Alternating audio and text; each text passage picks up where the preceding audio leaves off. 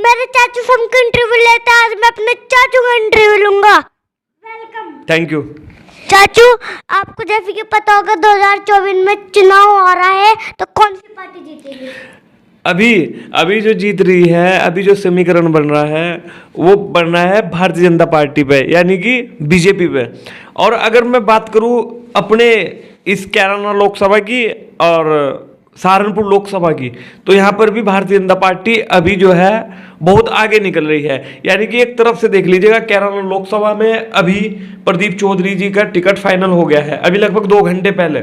तो उनके पास 5 साल का एक तो एक्सपीरियंस है, प्लस दूसरी बात है कि उनसे लोग काफ़ी जुड़ रहे हैं। और काफ़ी लोगों में एक चीज़ है कि प्रदीप चौधरी जी ने किसी का अच्छा नहीं किया तो किसी का बुरा भी नहीं किया। तो ऐसा लग रहा है कि अब की बार फिर 2024 में इसी लोकसभा में प्रदीप चौधरी जी बड़ी अच्छी टक्कर देने वाले हैं। चाचू, आपको कौन सी पार्टी फेवरेट है? मेरी कोई पार्टी फेवरेट नहीं होती। एक्चुअल में क्या है कि हम लोग सभी पार्टी के नेताओं के पास पहुंचते हैं, सभी पार्टी के कार्यकर्ताओं से मिलते हैं, तो पत्रकारों की कोई भी पार्टी फेवरेट नहीं रहती। और ना कोई विधायक, ना कोई जनप्रतिनिधि, ना कोई भी सांसद, किसी का भी कोई फेवरेट नहीं होता। पत्रकार सबका होता है। पत्रकार को सब ऐसी सिस्टम होता है कि अच्छी बातें जो नेता लोग बताते हैं वो जनता में दिखाना होता है। तो पत्रकार की मैं मानता हूँ कोई फेवरेट पार्टी नहीं होती। चाचू, सहारनपुर की राजनीति किसके पाले में है? अभी जो मौजूदा हालात बना हुआ है जिला सहारनपुर में, हम लोग भी जनता के बीच में बड़े एक्टिव हैं और मैंने काफ़ी इंटरव्यू लिए हैं। तो पता क्या लग रहा है कि लोगों के दिमाग में एक चीज़ बैठ रही है कि भैया जो 2019 में चुनाव हुआ था, एक हाजी फजलुर रहमान जो अभी मौजूदा सांसद है, आप लोग तो नहीं जानते होंगे, जो मौजूदा सांसद हाजी फजलुर रहमान है, उनकी एक लहर थी। 2019 से पहले वे चुनाव हारे थे मेयर, और मेयर चुनाव के बाद फिर आया था लोकसभा चुनाव, तो उनकी एक हवा थी। और सहारनपुर के कद्दावर नेता, मैं तो कहूँगा कि पश्चिमी यूपी के कद्दावर नेता इमरान मसूद साहब को सहारनपुर की जनता ने 2019 में पीछे छोड़ दिया था। और जो भरोसा किया था वो सांसद, अभी जो मौजूदा सांसद है हाजी फजलुर रहमान पर किया था।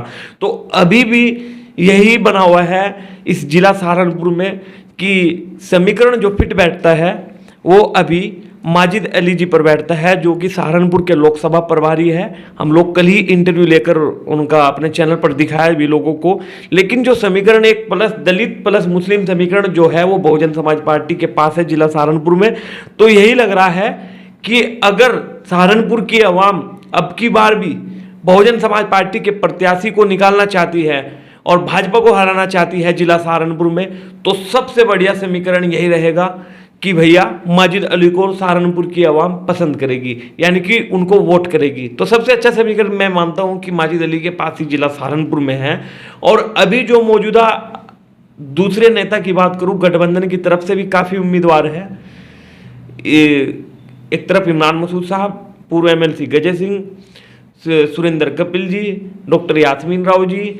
आखिर ऊंट किस करवट बैठेगा, किसके पाले में टिकट होगा, एक बड़ा ये चीज़ होगी जिला सहारनपुर की भी। तो मैं मानता हूँ कि माजिद अली जी के पास बड़ा समीकरण है और वहीं अभी जो है भारतीय जनता पार्टी को टक्कर दे सकते हैं। जैसे कि आप लोगों का इंटरव्यू लेते हो, जनता में क्या राय है?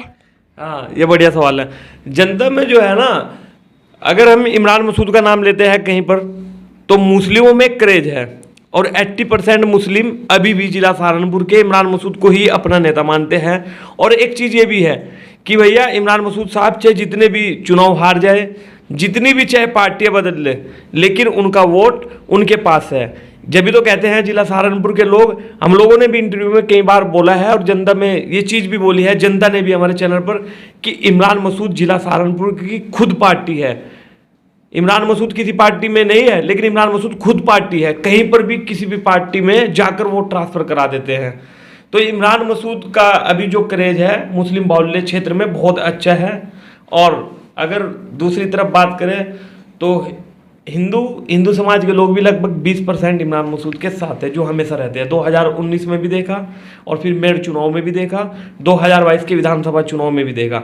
तो इमरान मसूद की राजनीति जो है वो मुस्लिमों से ही इमरान मसूद की जो राजनीति है वो मुस्लिमों से ही है। जिला सहारनपुर में मुस्लिम उनको छोड़ना नहीं चाहते, मुस्लिम में समझते हैं कि इससे बढ़िया नेता हम लोगों को नहीं मिलेगा। और उसका एक रीजन भी है, क्योंकि जनता के बीच में इमरान मसूद साहब 24 घंटे, इमरान मसूद साहब का परिवार का आदमी कोई ना कोई 24 घंटे जनता के बीच में अवेलेबल रहता है। कभी कलेक्टर ऑफिस तो कभी एसएसपी ऑफिस, लगातार जनता की जन समस्याओं को लेकर जाते रहते हैं।